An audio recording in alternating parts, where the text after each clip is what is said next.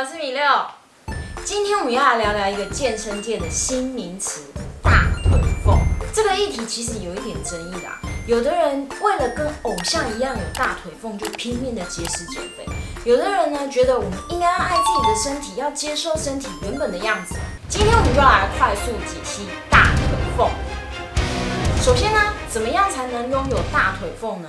大家一定都觉得很瘦的人就一定有大腿凤啊，但是其实不然哦。大腿凤跟我们体型的胖瘦没有绝对的关系，所以很瘦的人不一定就有大腿凤，很丰满的人也可能有大腿凤的。因为要有大腿凤，主要两个关键，第一个就是我们的基因，第二个就是我们的体脂。我举一个最好的例子。假设每个人的身高跟我一样都160公分，因为每个人的先天基因条件不一样，有的人也许低于50公斤就会出现大腿凤，有的人60公斤还是有大腿凤，那另外有的人呢，可能要瘦到35公斤才会出现大腿凤。大腿凤这东西跟我们先天的骨骼结构有关。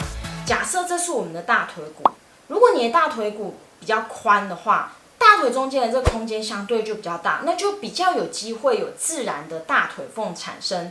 相反的，如果大腿骨中间比较窄的话，自然产生大腿凤的几率就比较低了。另外啊，如果我们体脂过高的话，又长时间久坐不运动的话，大腿附近通常就会累积比较多的脂肪，那想要有大腿凤就比较困难。所以假设即使先天骨骼结构上你是大腿凤人，但是你的体脂太高的话，那么大腿的空隙还是有可能被脂肪而填满，所以你就没有大腿凤啊。这时候一定就会有人想，好。那我就努力的节食减肥，50公斤的时候大腿凤没有出现，那我就继续瘦到40公斤，40公斤再没出现，我就再瘦到30公斤，一直拼命无止境的瘦下去，终有一天我等到你大腿凤。不是啊，这样会不会太辛苦啦？国外其实有很多这样的例子，结果最后得了厌食症。我在这里要呼吁啊，为了瘦出大腿凤而拼命的节食减肥，其实是很危险的，对我们的身体会有很坏的影响跟后遗症。生活中真的还有其他太值得我们投资的事物了，像是锻炼我们的肌力，增加肌肉量，让我们的曲线更好，屁股变得更翘。身体的含氧量更高，每天感觉更有活力，更不容易疲累了，或是学习一些新的运动项目，这样不是有意义多了吗？